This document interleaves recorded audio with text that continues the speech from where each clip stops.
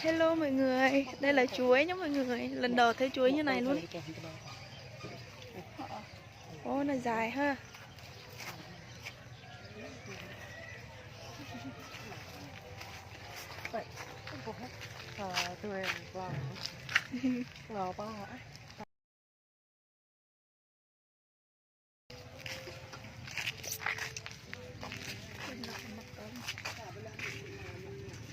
Wow.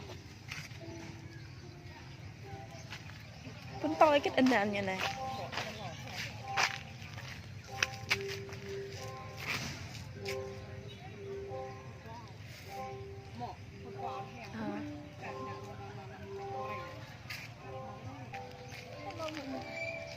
Mọi người nhìn chuối này, chuối nó dài cực kỳ luôn.